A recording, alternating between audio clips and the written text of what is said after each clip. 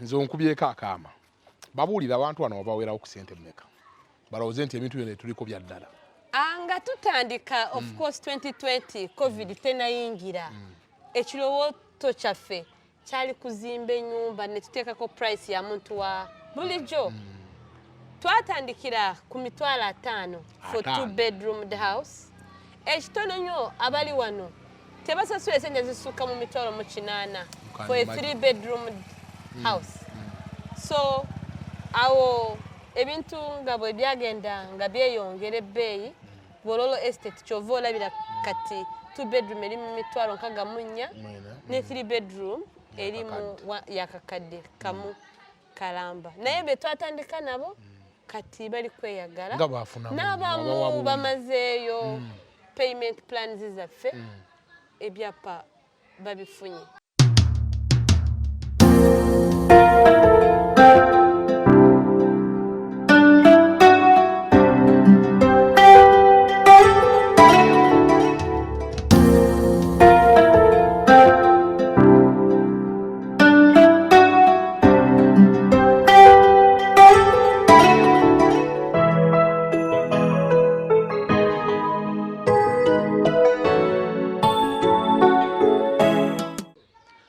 Kulisoli Estate n'olwaleero tukyaddeko wano mu estate ya Smart Avenues Africa eri wano Bukalango. Eno ndowooza ye project eyasookera ddala mu rent to own mu Uganda. Eno yakubiri. Okay, eno yakubiri. Naye nga Smart Avenues Africa kye tubamanyiiko nti basaale mu bintu byaffe bino ebya rent to own. Community eno nga mugiraba mu bifaananyi nawo watandikanga communities endala zonna naye essaawa zino esanyusa nti abantu bali mayumba gaabwe beeyagala abaana bazannya wantu walungi nnyo wazungu abaali batambuddeko mu nsi ez'ebweru mumanyi setup y'amayumba g'ebweru bwe gabeera n'engeri gye bategekamu ebibuga kale rero tukyaddeko maadamu ani ono atubuulire wano otandikawo oti era ekirowoozo kijjawa sooka obuze ku bantu baffe obeeyanjulire tutandikiraawo. Bampita Anne Rayora abatulaba mbeebaza okubeera naffe nga tutambuza emirimu gya Smart Avenues Africa okulaba nti buli munnayuganda aba nannyini wa nyumba kubanga ekirooto kya Smart Avenues Africa tukkiriza omuntu bw'aba nannyini w'ennyumba nga tewali amukonkono kumusabeza rent awo wetulabira obugaga we butandikira awo oba waddembe okutwala abaana bo mu ssomero lyonna ly'oyagala oba waddembe okulya buli kimu ky'oyagala kwetuusako buli kimu ky'osobola okuba ng'otuukiriza mu bulamu bwo kubanga abantu abamu bakyali mu mayumba nga asasula buli mwezi nga tewali kyagenda kufuna naye wano Smart Avenues Africa tukuzimbira ennyumba neggwa bulungi n'ogiyingira n'otandika kusasula buli mwezi w'omala ebbanga myaka 8 myaka 10 n'ofuuka nannyini w'ennyumba eyiyo. Estate ono wagitandika ddi Madam Anne? Eno estate gye tulimu ya Bukalango off 1 kilometer off Hoima Road twagitandika mu mwaka gwa 2020 ne tuzimba mpola mpola abantu nga bwe bayingira kati wenjogerera wonna wajjude langa tutandika bamu baseka ne balowooza bya bulimba kati beegomba okubeeramu ate amayumba wano wogagwawo waliwo 2-bedroom ne 3-bedroom mulimu supermarket mulimu play area y'abaana mulimu parking space mulimu rain water harvesting systems piped water mayumba gonna gali self contained era eyo ye arrangement estate season tugenda tugata mu daycare centers z'abaana n'ebirala abantu nga bwe babisaba. Abantu baffe abeereeyo nga bawakana nnyo nze onkubyeko akaama babuulira abantu wano wabawerawo ku ssente mmeka balowooze nti ebintu byonna tuliko bya ddala nga tutandika of course 2020 covid tenayingira ekirowooto kyaffe kyali kuzimba ennyumba ne tuteekako price ya muntu wa bulijjo twatandikira ku mitwalo 5 for 2-bedroom house. Ekitono nnyo abali wano tebasasula esente zisukka mu mitwalo 8 for a 3-bedroom house. So awo ebintu nga bwe byagenda nga byeyongera ebbeeyi Bololo Estate kyova olabira kati 2-bedroom eri mu mitwalo 64 ne 3-bedroom eri mu yakakadde kamu kalamba. Naye be twatandika nabo kati bali kweyagala n'abamu bamazeeyo payment plans zaffe ebyapa babifunye. Awe nyini Madam Anne, abantu baffe ab'e Uganda tugenda bakola butya oba kubasomesa butya okwongera okunyikira ekintu kino ekya rent own. Lwaki abamu enkola eno badde ekyababulamu kikigwe nga babaddemu ne experience gy'olina biki ebasinga okwekwasa ebibalemesa? Abantu mu Uganda kyendaba engeri gye tusobola obasomesamu kwe kukyusa mindset. Sooka olaba abaana bo bwetwogerera kati tamu eri kumpi kutandika. Abamu bagenda kufuna loan kutwala abaana ku ssomero. Tunuulira emyaka 10 okuva wootudde kirowooto ki ky'olina kitandikeko kati. Abantu oluusi bagamba emyaka 10 wala. Wano we tuyimiridde emyaka kumpi 65 ziwedde. Abamu nga bamaze nayo. Abamu bafuna emirembe obwonko ne bulowooza bulungi ne bakola ne bizinesi. Omanyi obwonko bwe butereera ng'oli mu community ekuwa eddembe ne peace of mind. Olowooza ebintu ebinene n'enfunayo eba yeeyongera kye twalabye wano. Kati abalimu enfuna yayeyongeddemu ne bamalayo n'ennyumba obudde nga bukyali. Anga ogyeko wano okugeza nga projects zaffe ng'eyewollo kati olwonkinze wano ebakka soka abantu obabuuliremu projects zino engeri gye tugenda okuddako. Tutandike n'eyewollo essaawa zino. Oli mu ssente mmeka? Ey'ebisenge 2, ey'ebisenge 3 zonna ziyimiridde zitya? Eyewololo kati wenjogerera wano nakugambye wano batandikira mu mitwalo 5 for 2-bedroom 7 emitwalo 76 87 bwetyo kubanga tuzimba ennyumba ne tukyusa futures yadde wabwera olaba zonna zifaanana naye munda za njawulo munda zikyuka kusinziira muntu kyayagala. Awono kati Ewololo Estate which is 1 kilometer off Matuga Semuto Road. Kati amayumba ga 2-bedroom gali mu mitwalo 64 buli mwezi. Ze twayogedde emitwalo 212 buli lunaku. Ez'akameza zenyini.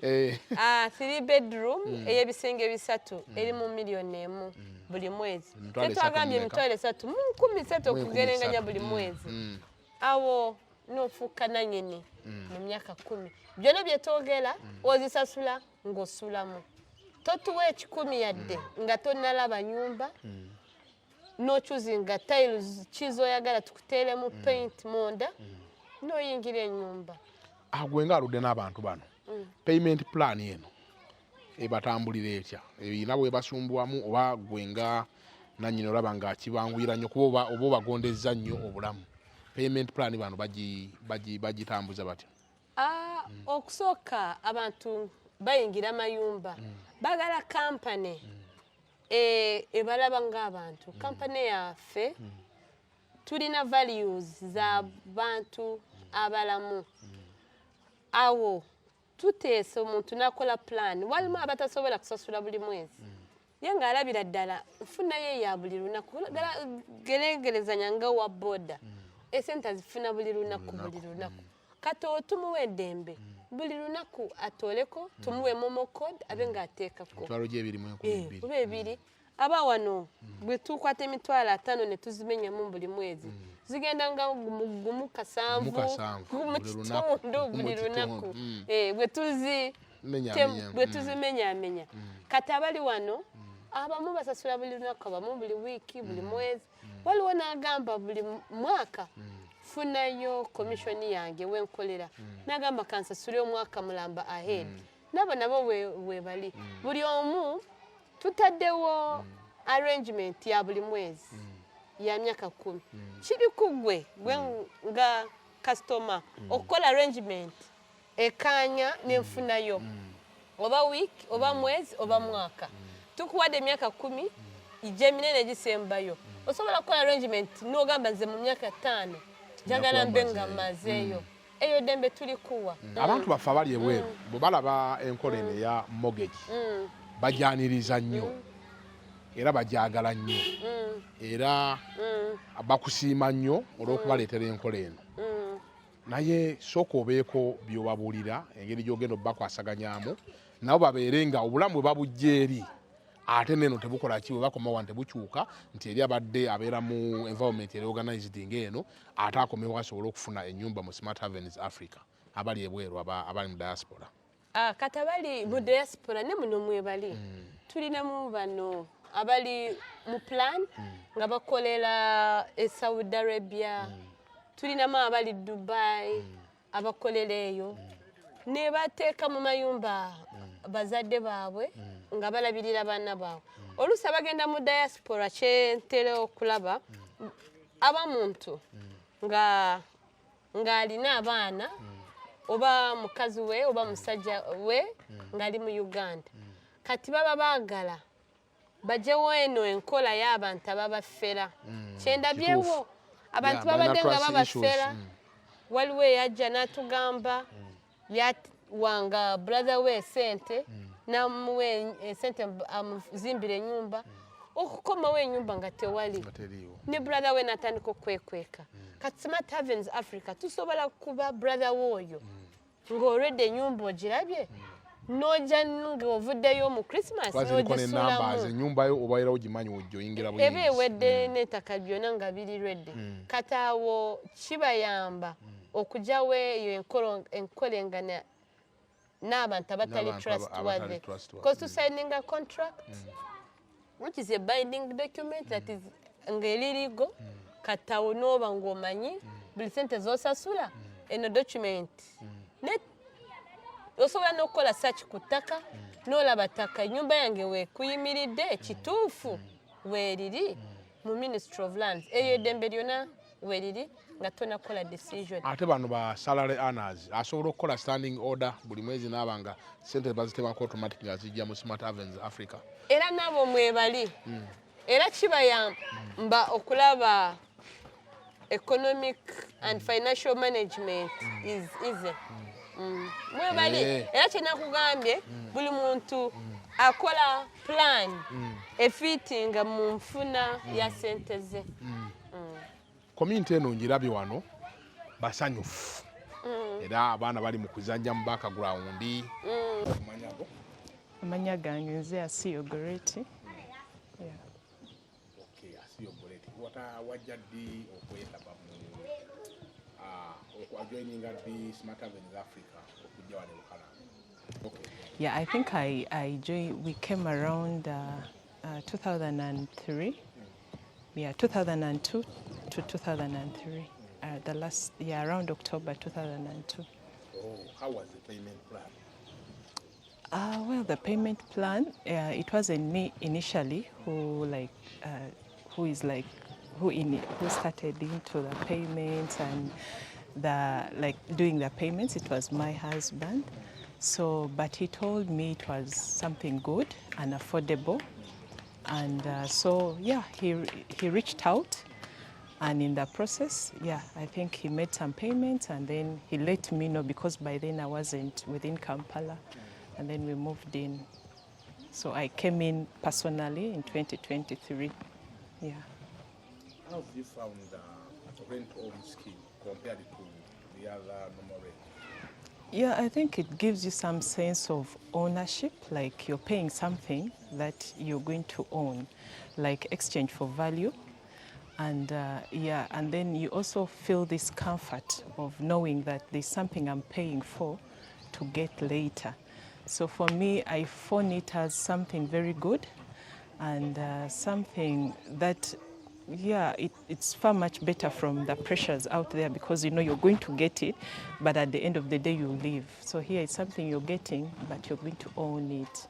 Yeah, so for me it was exchange for value, something like that. Tell us about the community. How do you relate with other neighbors? And the whole community Yeah, in the beginning, of course, it's tense. You do not know each other.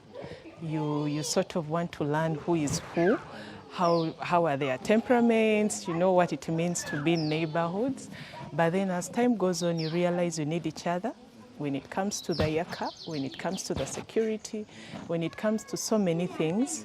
So you have to like let go of your ego and get into getting to know each other and then cope with the neighbor.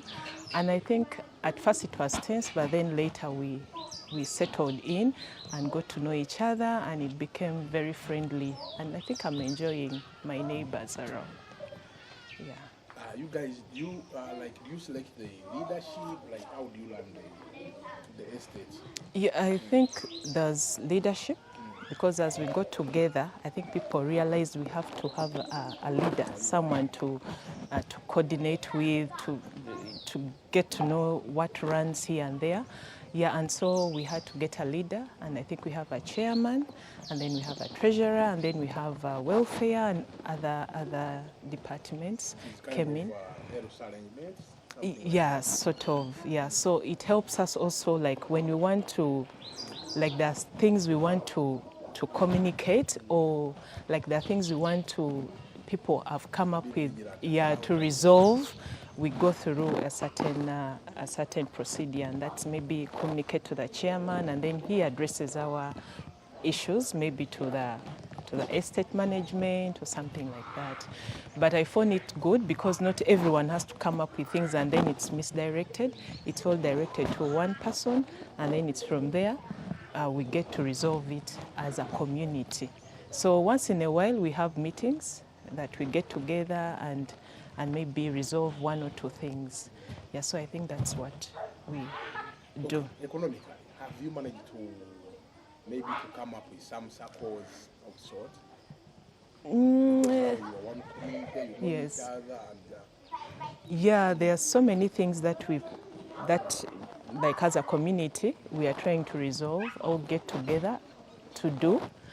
One, we've also resolved to a monthly meet as a community to get to know who is who stays in which house number, what do they do, can I be their client? Like there are people who have businesses and we need to support each other.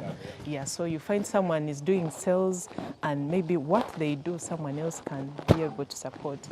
When it comes to the circle, it's something we are looking into, and those are the things we've been able to discuss when we meet as a community in those evening meet and greet meetings, like once in a month. So like literally we are coming up with something that can help us as a community. Yeah. now, what message can you give to someone there who is not used to rent to own or maybe to living in one community? Like, what message can you give? Well, one, I must say that being in a community is something. Unorganized community. That is. Yeah, okay. Being in such an organized community, it also helps you to learn so many things. One, it helps you also have the social capital. Like much as I'm here, if I'm not here, there are people who are concerned. In case I come up with maybe a wedding, if someone comes up with a wedding, there is a family within a family. So that's what our community is all about. And this community in particular has helped us get together in that sense and help each other and support each other. And I must say it's only in such an organized community. In other communities, I don't think it's there because people are a little bit, like, yeah, they have their own, but who are they? And then, so people restrain from maybe helping, people restrain from, because they don't have that sense of feeling they belong. But for us as here, we feel we belong and we have to support each other. So for me, a message out there is it's good to be in such a community. And if possible, people would really advocate for that, to be able to get into a community like this, to belong and then also to live comfortably, because me, I feel I'm living comfortably without any insecurities. Yes, yeah. So for me, that's something I must say. And then also, it's affordable. There is nothing like you're on pressure. Yeah, the landlord is coming and all, and then you know that this is something I'm going to own at the end of a certain period of time. So for me, it's something so good, and I would love or advocate for other people who have not yet understood this setting to really to get motivated and join in and be either not this, but also have communities out there that they can belong to. Basically, that's it from me. Estate yaffe egenda okuddako eyebakka abantu sooka obanyonyole egenda kutambula etya era okugijoyininga eyebakka kuba okuva wano n'okutuuka ebakka kumpi wano tuli Bukalango then okudda ali ebakka nawo kumpi kuba mulimu abantu nga baagala kuyima road wano we tuli Bukalango okuva wano twabaze kilomita nga 2-3 okuva wano we tuyimiridde okutuuka ku site yaffe endala gye tulonkinze kati eyo gye tulonkinze era egenda kuba mu kolenga nayemu ya rent to own kati awo amayumba bwe gaba ready tugenda settinga price tubawe arrangement buli mwezi oba osobola kusasula sente meka okumala myaka 10 bwe gaba ready nago tugenda kuba nga tugabalaga nkola yemu tewali kikyuse wabula prices zigenda kukyuka kusinziira costing gye tugenda okubala gye tutanyumba naki amayumba design gagenda kuba ne better kusinga gano kubanga bali wana basula wano batuwa feedback ne tulaba kiki kye tulina okukyusaamu ne trends zigenda zikyuka buli mwaka design zikyuka trends zikyuka naye kye balina okumanya yadde ennyumba tugizimbe tubawa option tiles design eba yaabwe fe tukulaga designs ezi mu basuppliers baffe noja mu tile kijo yagala je tukutera mu nyumba ate rangi munda ne rangi munda tukuwa opportunity munda wabere wabo so osobola tugamba mu bedroom y'abaana bawala ntera mu pink mu balenzi ntera mu blue zigende nga zaawukana kusinziira kyoyagala eyo offer opportunity naye genda kubeerawo waliwo ekintu kyaffe abantu kibatannayiganyira tujja kwongera kibasomesa ennyo ekya insurance kyogereko mu SS zaffe zino zonna ezigenda mu maaso naye gye tulonkinze insurance eno esinga bayamba etya nga tutandika twalaba omuntu amaze emyaka 5 asasula oluusi afunye obulemu oluusi afunye ekizibu ekizitoweredde obulamu nga takyasobola kugenda kukola katawe insurance company tuyamba neyingiramu gwe tofiirwa n'oli nanyini nyumba tafiirwa bwe kito bwe kiri tetufiirwa ne nanyini nyumba naye tafiirwa kubanga insurance company eba erabye obuzito nanyini wa nyumba bwayingidde oba disability oba omuntu abadde asasula oluusi Katonda amututte abaana tetusobola bagoba mu nyumba kataawo tutegekawo entegeka insurance company neyingirirawo nesasula ebbanga eribadde lisigaddeyo abaana bafuuke bannannyini oba omukyala oba yenna nga tugenda kumaliriza omuntu waffe ng'ali eyo ayandyagadde okwegatta ku Smart Havens Africa okufunamu ennyumba mu nkola yaffe ya rent to own process ebeera etya omuntu ali eyo ayagala kufuna ennyumba mu Smart Havens Africa asobola kugenda ku mikutu gyaffe na applyinga na submittinga mu obwetaavu bwe tulinawo application form osobola kujja mu offices zaffe along Mawanda Road kumpi ne Share Kalere awo n'otutuukako ndakiikemu okuva ku Share oba otutuuseeko ekirala genda ku website yaffe www.chafrica.org ofunewo enamba zaffe ofunewo WhatsApp namba yaffe ofunewo ne application form awo osobola otukubira tukuyambeko okusinga ku bye twogedde leero tubalinze mujje tubasupportinge okubafuula bannannyini b'amayumba ge musulamu ke kasemberayo ddala nina ba clients bangi abankubira okuva Mbalala site babuuza Smart Havens Africa egenda ddi Mbalala abo bangi mbadde neerabidde mu feedback yange. Smart Havens Africa Yeah, Mbalala ba clients be Mbalala. Okay. We tuli Smart Havens Africa ekola mu Uganda yona mu districts za njawulo. Kiba kirungi tutegedde ab'Embalala kati bangi tugenda planning okulaba enjeru gye tuwongera bafunirayo estate. Yes.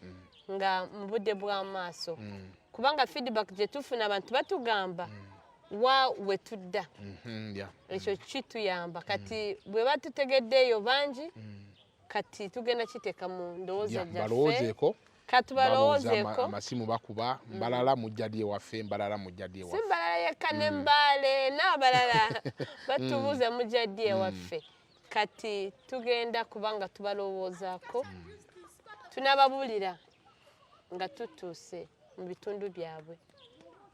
Toyanzeege kino kye bayita rent to own nga bwe mulaba amayumba gano gonna bwe geetoolodde galimu abantu abaafuna amayumba mu Smart Havens Africa ku nkola ya rent to own. Akugambye nti batandikira mu mitwalo 55 n'ensuubira nti abantu bangi abasinga abali eyo emitwalo 55 mugisobola naye kati ate ogwo omukisa tegukyakola ki tegukyayinza kudda so bwe tuba nga tulanze ennyumba nga tutaddeyo ennyumba ku mukutu guno nti osasula emitwalo 64 eyo yebbeeyi ebeerawo ogenda kudda emyaka emirala egiyiseewo mu SS endala nga sente zikoze eki zituuse so omukisa gwonna buli lw'ogufuna nga gukola eki gukozesa kale essaawa zino omuntu tokyayinza kufunamu ki nnyumba yonna zaggwawo naye nga batandikira ku mitwalo 5.